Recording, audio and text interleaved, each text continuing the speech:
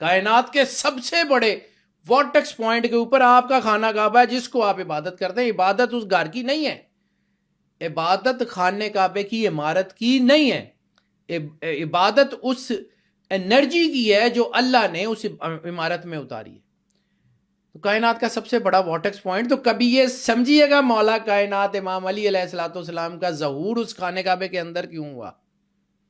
اس کے اندر بھی بہت بڑے راز ہیں. یہ کوئی اتنی آسان سی بات ہے کہ مولا کائنات جو کل ایمان ہے، یاسوب الدین ہے، ید اللہ ہے، عین اللہ ہے، لسان اللہ ہے، وجہ اللہ ہے، ان کا ظہور کائنات کی سب سے بڑی انرجی میں کیوں ہوا؟ اچھا پھر میں نے آپ کو کہا تھا کہ 12 اللہ کا عدد، ٹھیک ہے، 12 اللہ کا عدد ہے، 2 + 1 3.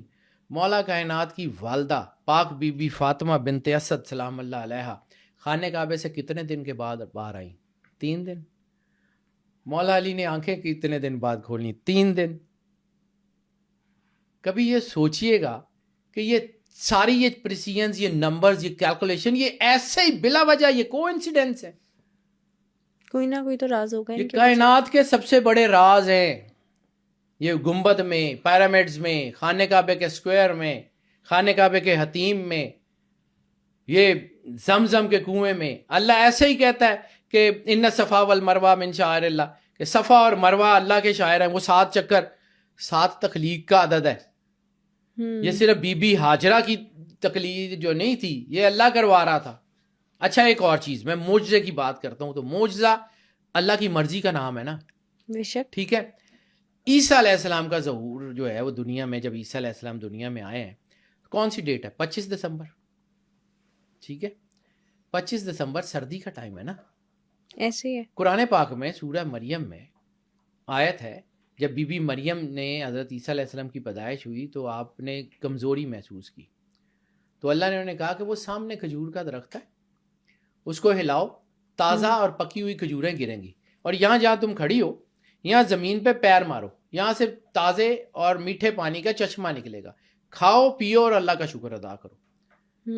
اب بی بی مریم، صرف ایک دیکھیں کہ بی بی مریم وہ کوئی ہرکولس جتنی پاورفل تو نہیں تھی کہ انہوں نے وہ اتنے بڑے درخت کو ایسے ہلایا اور وہ پورا زور سے ہلا اور اس میں سے کھجوریں گر گئیں. انہوں نے تو صرف ہاتھ رکھا تھا. اچھا 25 دسمبر ہے، سردیاں، کون سے کھجور کے درخت کے اوپر پکی ہوئی کھجوریں لگتی ہیں؟ تو جو اللہ 25 دسمبر کو درخت پہ پکی ہوئی کھجوریں لگا سکتا ہے، اس زمین پہ انہوں نے کنواں تو نہیں کھودا تھا، ایسے پیر ہی رکھا ہوگا نا تو پانی نکل آیا. جو بی بی مریم کے پیر رکھنے سے پانی نکال سکتا ہے، وہ بی بی مریم کو پکا ہوا کھانا بھی دے سکتا تھا. یہ سارے ایفرٹس کیوں کرائے؟ بھائی بے موسم کے پھل دے رہا ہے. قرآن پاک میں ہے نا بی بی مریم کے پاس بے موسم کے پھل آتے تھے، تو جو بے موسم کے پھل دے رہا ہے وہ باقی سارا کچھ تو بھی کروا رہا ہے. تو ہو سکتا ہے یہ جو بی بی ہاجرہ کا یہ جو صفا اور مروہ کی صحیح ہے، اس میں بھی کوئی اور راز ہو. اللہ اشارہ کرے تو پانی نکل سکتا ہے. حضرت اسماعیل کی ایڑی رگڑا کے پانی کیوں نکالا؟ کیوں؟ اچھا اللہ چاہے تو کچھ بھی کر سکتا ہے. سرور انبیاء صلی اللہ علیہ وآلہ وسلم کو جب اس نے کہا تھا کہ گٹھلیاں لگیں اور ایک دن میں درخت لگے، تو وہ تو بغیر گٹھلی کے درخت تو لگ گئے تھے. گٹھلیاں ابو جہل نکال کے لے گیا تھا تو بھی درخت لگ گئے تھے.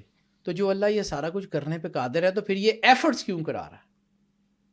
کبھی یہ سوچئے گا.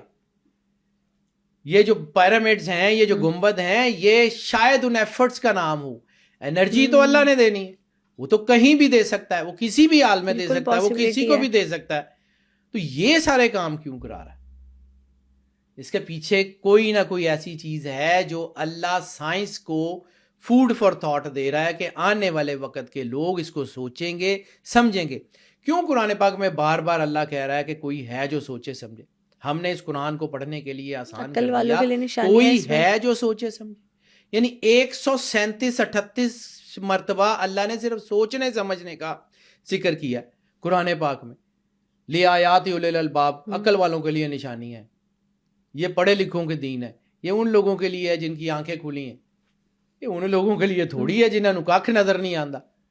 یہ دین اتنا آسان ہے اور یہ اتنا مشکل کر دیا گیا ہے. کوئی نہ کوئی تو اس کے اندر تھا. ہم جب اس کو پڑھتے ہی نہیں ہیں تو پھر ہم کہتے ہیں کہ نہیں جی آیا تو غلط گلاں کر دینے. وہ بھائی تمہیں نظر نہیں آتا اس میں ہم۔ کسی کا کیا قصور ہے؟